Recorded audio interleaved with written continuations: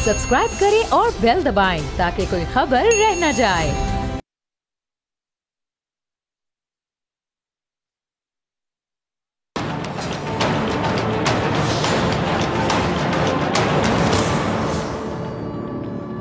अस्सलाम वालेकुम नाज़रीन, मैं हूं डॉक्टर फिज़ा अकबर खान और मैं हूं पाकिस्तान और आप देख रहे हैं पाक भारत टाकरा। मकबूजा कश्मीर में भारतीय फोर्सेस की रियासती दहशतगर्दी उरूज पर है। मजीद 5 कश्मीरी नौजवानों को शहीद कर दिया गया है। अच्छा, 1 अक्टूबर 2021 से अब तक भारतीय फोर्सेस के हाथों 30 कश्मीरियों को मावरा अदालत शहीद किया जा चुका है। भारतीय फौज के हाथों 2 दिन में 9 कश्मीरी नौजवान जान की बाजी हार चुके और 1 दिन पहले भारतीय फोर्सेस की फायरिंग से हैदरपुरा में 4 कश्मीरी नौजवान शहीद हुए थे। शुहदा में कश्मीरी ताजिर अल्ताफ अहमद भी शामिल हैं, जिनकी बेटी की वीडियो ने हर आंख को अश्कबार कर दिया। 13 साला मासूम बच्ची की वीडियो ने दिल दहला दिए और इंसानियत को झिंझोड़ कर रख दिया। अल्ताफ अहमद जो है वो कश्मीर के दारुल हुकूमत श्रीनगर में एक शॉपिंग सेंटर में दुकानदार थे। गुज़िश्ता रोज दुकान बंद करके जब वो वापस आ रहे थे तो भारतीय फौज ने उन्हें पकड़कर गोलियां मारकर शहीद कर दिया। मासूम बच्ची गिड़गिड़ाते हुए कहती रही कि जब मैंने भारतीय फौजियों से कहा कि अंकल आपने ये किया क्या, तो आगे से वो बहुत बेशर्मी से हंस रहे थे। मासूम कश्मीरी बच्ची का ये भी कहना था कि मेरा भाई बहुत छोटा है, वो बाबा से बहुत ज़्यादा करीब है, उसे हम जवाब क्या देंगे, कैसे समझाएंगे। नाज़रीन, कश्मीर की मौजूदा सूरत हाल पर बात करने के लिए आज जिन मेहमानों को मैंने स्टूडियोज़ में दावत दी है उनका तारुफ करवाती हूँ। जी, पाकिस्तान से हामिद खान साहब हमारे साथ मौजूद हैं। बहुत शुक्रिया हामिद आपका ज्वाइन करने के लिए। भारत से रोहित शर्मा। रोहित, बहुत शुक्रिया वक्त देने के लिए, कश्मीर की नुमाइंदगी करेंगे।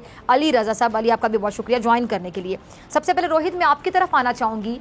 रोहित, 2 मिनट के लिए अगर आप भूल जाएँ कि आप पाक भारत टाकरा प्रोग्राम में बैठे हैं और इंसानियत के नाते आपसे सिर्फ एक सवाल करें, उम्मीद करती हूँ कि आप सवाल का जवाब देंगे।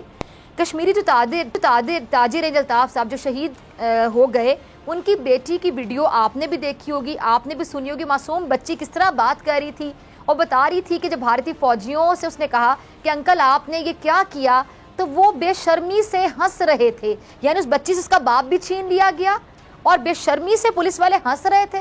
क्या कहेंगे रोहित? मैडम, ये जो बच्ची बता रही है उस पर तो मैं बहुत ज्यादा नहीं जा पाऊंगा क्योंकि मैंने वो वीडियो अभी तक देखा नहीं। ठीक है वो उसी जनाब की बच्ची भी रोहित, आप हर चीज देखते हैं प्रोग्राम में आने से पहले, तो आपने वो वीडियो नहीं देखी, कैसे हो सकता है?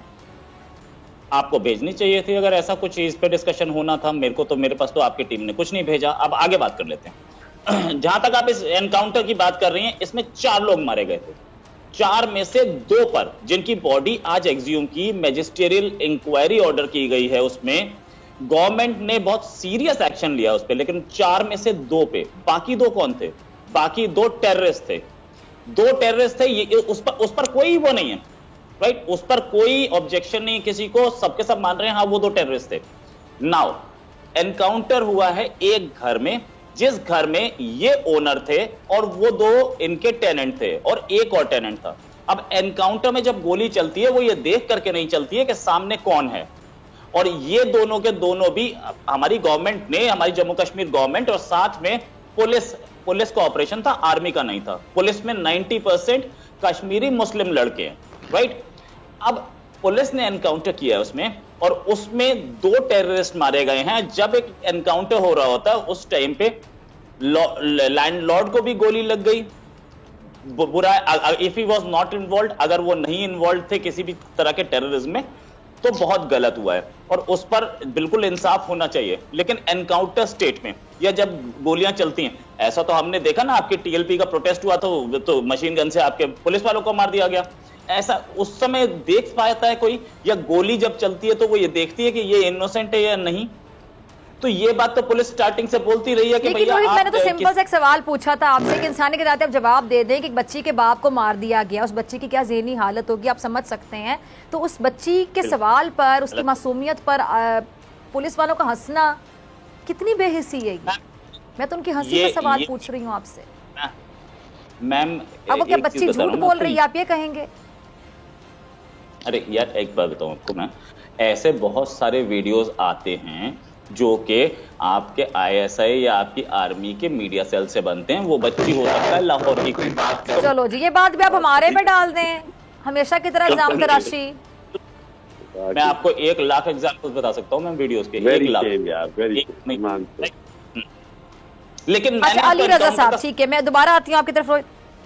अच्छा, अली रजा साहब, आपकी तरफ मैं आना चाहूंगी। कश्मीरी बच्ची है, वो मासूमियत से बता रही है, और जिस तरह वो गिड़गिड़ा रही है, वो रो रही है, वो बता रही कि मैंने जो पूछा तो आगे से वो हंस रहे थे।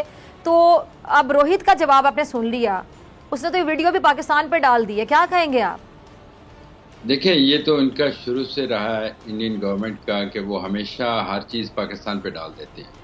अच्छा, मेरा एक क्वेश्चन होगा इनसे कि देखिए, ये जो लाशें बुरसा के हवाले ना करना जो है, ये सबसे बड़ा मैं समझता हूँ कि इंसानियत की तौहीन है।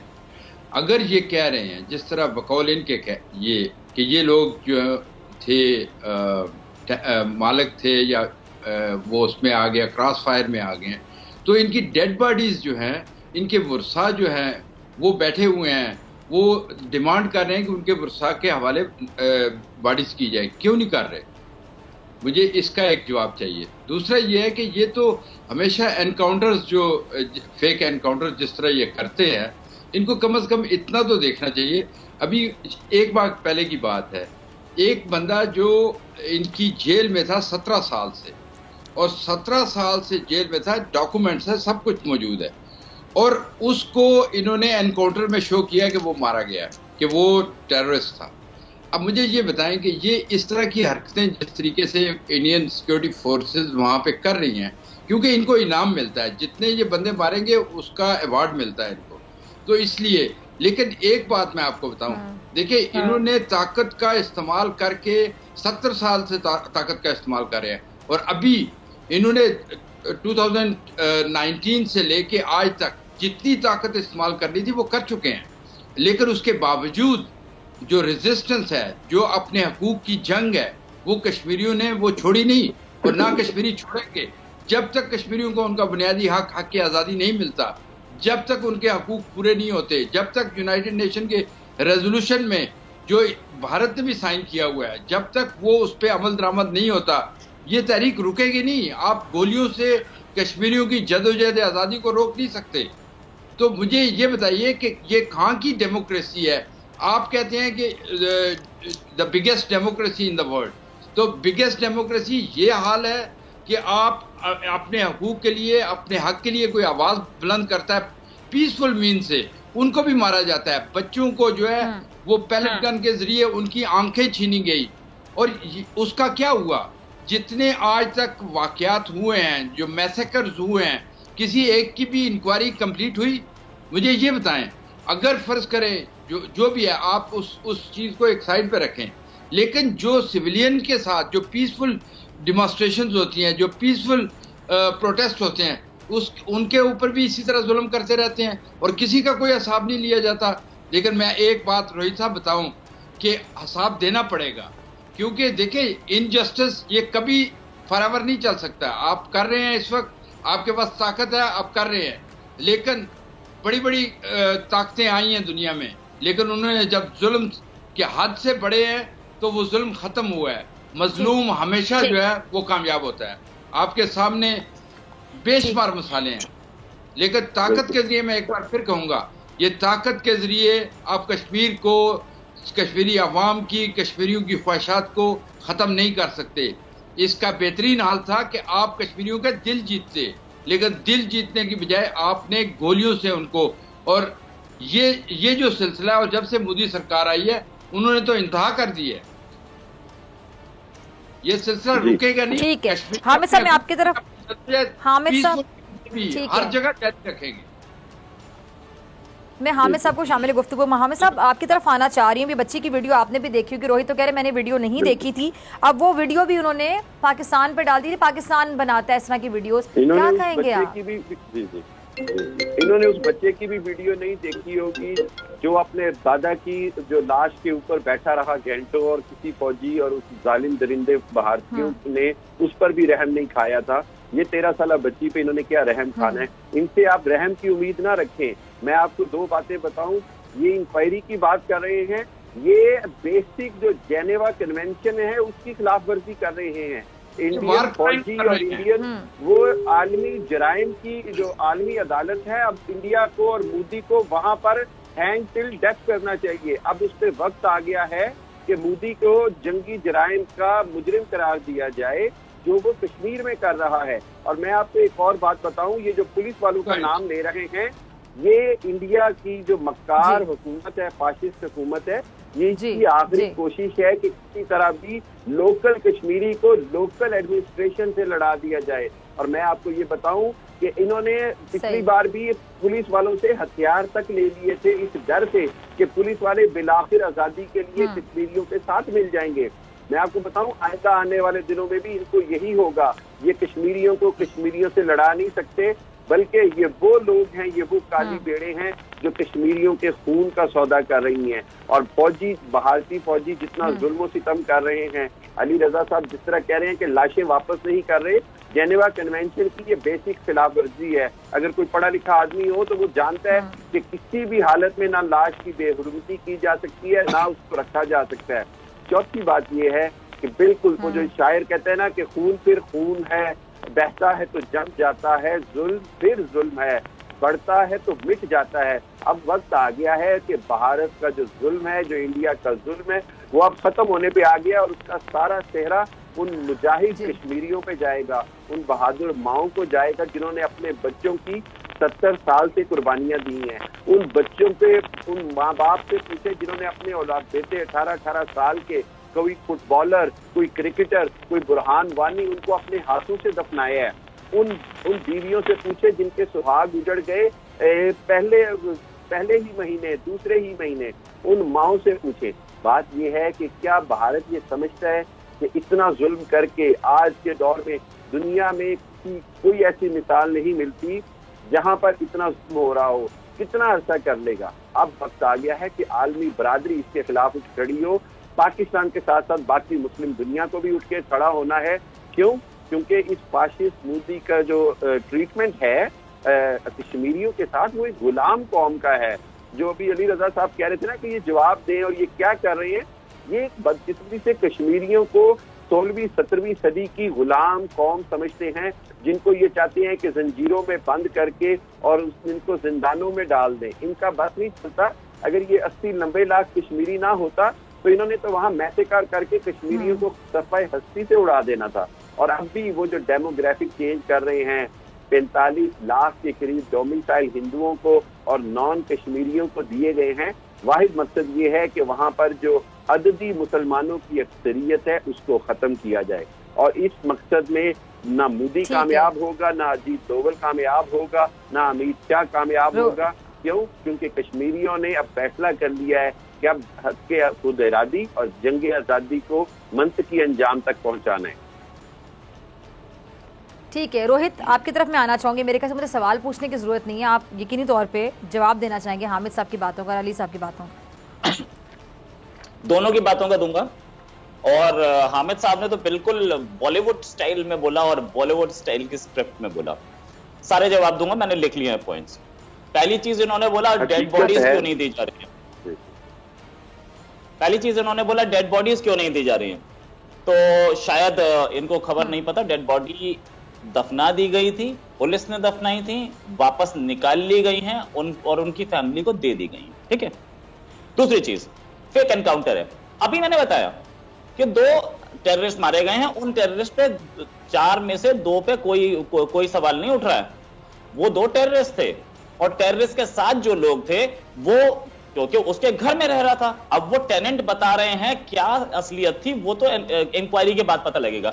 लेकिन अगर मेरे घर में कोई टेररिस्ट रह रहा है और पुलिस एनकाउंटर करती है तो पुलिस जब गोली चलाएगी तो वो गोली नहीं देखती कि कहां जा रही है। सीधी सी बात है, क्योंकि टेररिस्ट की तरफ से भी गोली चल रही थी। ऐसे में आप नहीं बता सकते और कोई नहीं बता सकता। या ऐसा अगर पाकिस्तानी गोली हो जो कि सिर्फ ये देखती हो कि टेररिस्ट को लगेगी और इनोसेंट को नहीं लगेगी तो वो गोली हमें दे देना, हम यूज कर लेंगे। 17 साल से जेल में था एक बंदा जो कि मार दिया गया। 17 साल से जेल में क्या कर रहा था भैया? जेलर था या जेल में क्या नमाज पढ़ रहा था बैठ के? टेररिस्ट था। और वो उसने खुद बोला था मुझे एनकाउंटर पुलिस में। Sir when you were speaking I was quite right. तो उसने खुद बोला था कि मुझे एनकाउंटर वाली साइड पे लेके जाओ। वो एनकाउंटर करीब 17-18 दिन चला था, जंगलों में था। उसने खुद बोला था कि मुझे एनकाउंटर वाली साइट लेके जाओ, मैं वहां पर जाकर के टेररिस्ट मेरे साथी हैं, मैं उनको जाकर के रोक लूंगा। जब वो टेररिस्ट को समझाने जा रहा था, टेररिस्ट ने उसे गोली मारी थी। आप अखबार पढ़िए, ठीक है, गलत नहीं है, अखबार पढ़िए, मैं उस बंदे का सब सारी डिटेल लेके बैठा हूं पहले से। इसके बाद पैलेट गन्स यूज होती हैं, बच्चों की आंखें छीन ली, बच्चे करते क्या है उसमें?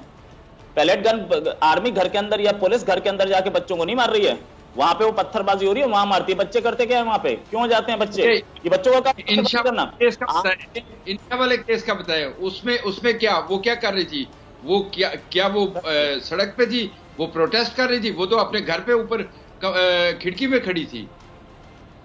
सर एक मिनट, पहले मुझे सारे जवाब देने दीजिए ना जी सर, सारे जवाब दे, मैं आपको धीरे धीरे दे रहा हूं। जब पैलेट गन्स की बात आपने की, तो पैलेट गन्स की बात मैं बताऊं, बच्चे आप लोगों के तो रोहित मेरी बात सुने, वो बच्चे पत्थर, आप उनको पत्थरबाज कहते हैं, हम उनको फ्रीडम फाइटर्स कहते हैं, जब वो पत्थर लेके बैठे हुए तो इसका मतलब वो आपको पत्थर मार के चले जाए यहाँ से। आप लोग जबरदस्ती काबिज है वहाँ पे, आपकी भारतीय फौज जबरदस्ती वहाँ पे खड़ी हुई है, वो नहीं चाहते कि आप लोग उन पे कब्जा करें। डॉक्टर फिजा, मैं एक बात उनसे पूछे ना वो लोग क्या चाहते हैं। डॉक्टर फिजा, गोलियां चला के आप लोग दिल जीतना चाहते हैं। एक मिनट, जब जी फरमाइए। मैं ये कहना चाहूंगा, जी कैसे ये कह सकते हैं, बोली लीजिए जी, रोहित कैसे ये कह सकते हैं जी, रोहित से सवाल पूछना वो चाह रहे हैं जी, पे तो चलाई नहीं जा सकती।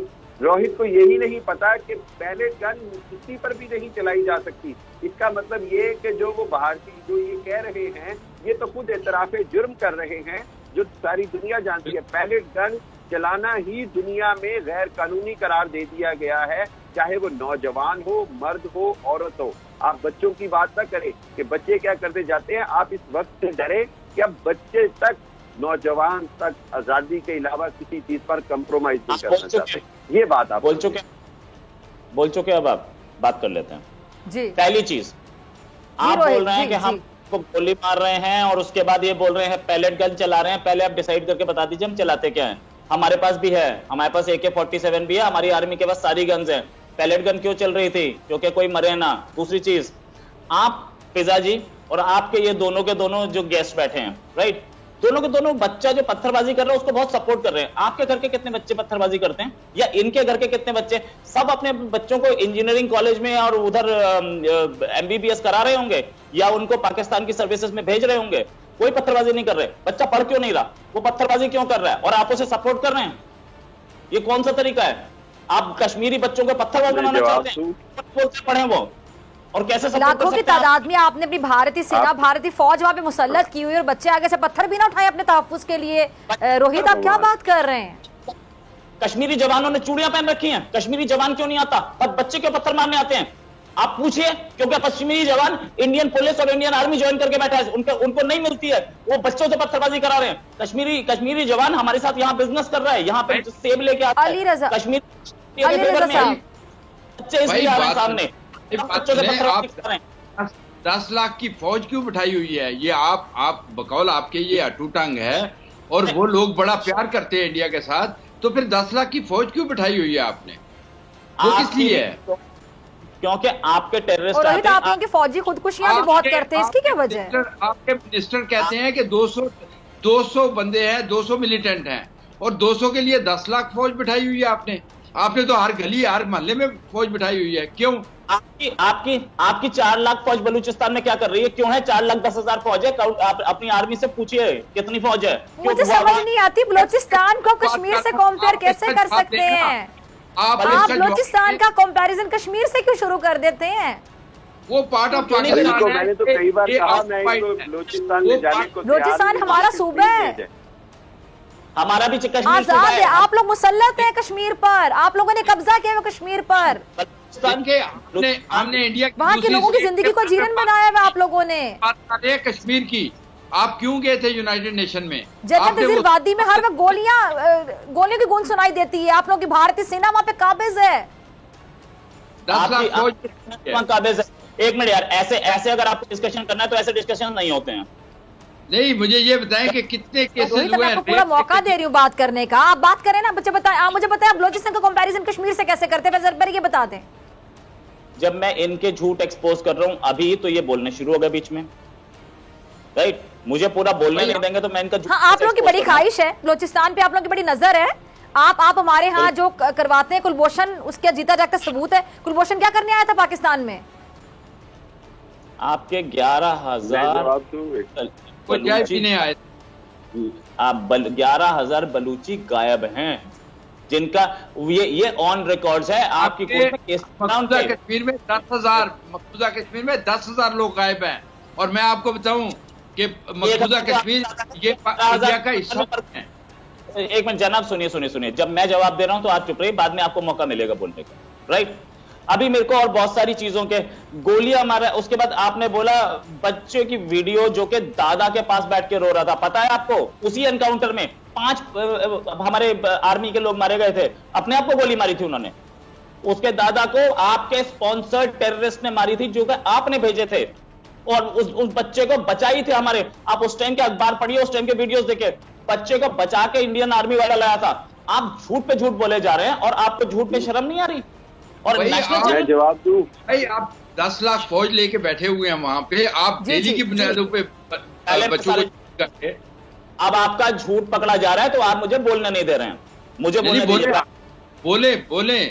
बोले आपके पास कुछ है ही नहीं। देखिए आपके पास सच बयान करने का कुछ भी नहीं। बीच में मत बोलिए। चले बोले। आपने बोला से हथियार ले लिए, कोई रिकॉर्ड है आपके पास? कोई न्यूज़पेपर की कटिंग है आपके पास? कोई दिखा दीजिए मुझे। आप एक रिकॉर्ड एक नहीं दिखा सकते। पुलिस वालों से हथियार लिए जा सकते हैं कभी? अच्छा, और वो भी ऐसे एरिया में। ये एनकाउंटर कौन कर रहा है? ये पुलिस का एनकाउंटर था, जिस एनकाउंटर पर अभी हम डिस्कशन कर रहे हैं, जिसमें आप बता रहे बच्ची रो रही थी, ये पुलिस का एनकाउंटर था। इससे पहले 4 एनकाउंटर्स पुलिस ने किए। हथियार ले लिए तो क्या पत्थर मारे वो? अच्छा सुनिए, आइए आपने बोला कश्मीर को गुलाम समझते हैं और कश्मीर में हम जेनोसाइड कर सकते हैं, मतलब जेनोसाइड करा सकते थे अगर कश्मीर नहीं होते। Just minute listen. अच्छा, वक्त की कमी है। आपने बोला आप बहुत सुन लिया आपने रोहित। हामिद खान साहब, मुझे आपका लास्ट कमेंट चाहिए। जी हामिद खान, लास्ट कमेंट ये है कि इनका ये ख्याल है कि ये वहाँ मीडिया आजाद है।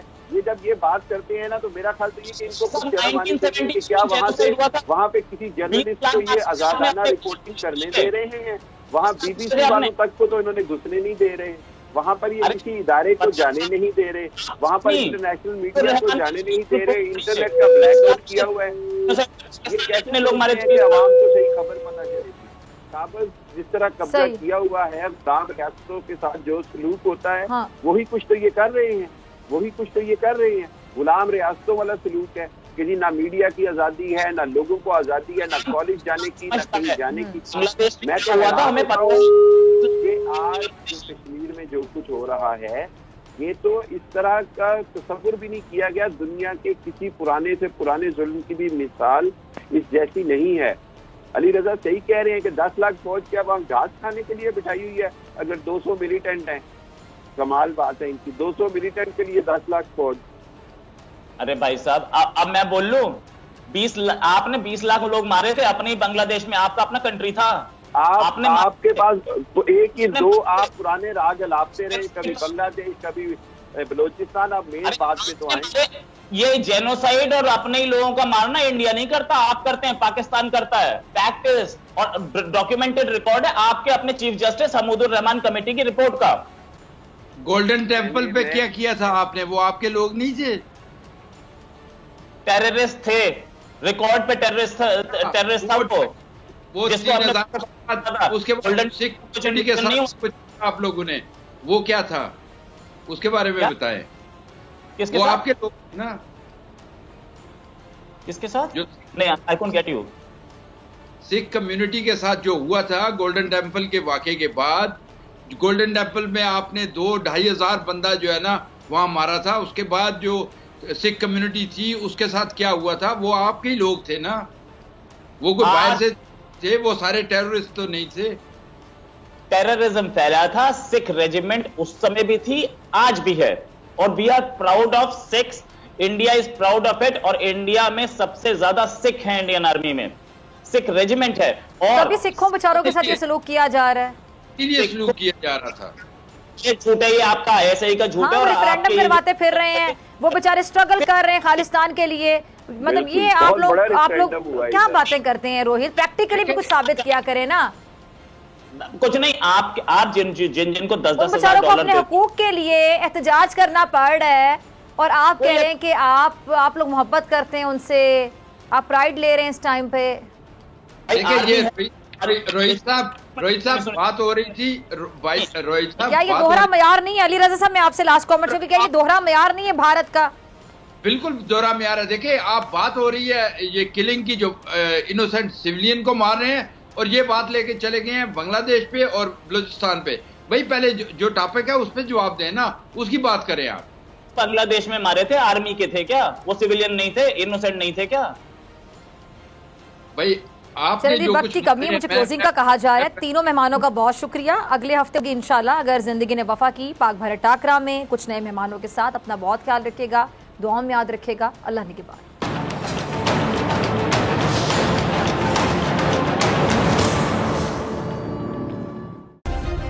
सब्सक्राइब करें और बेल दबाएं ताकि कोई खबर रह न जाए।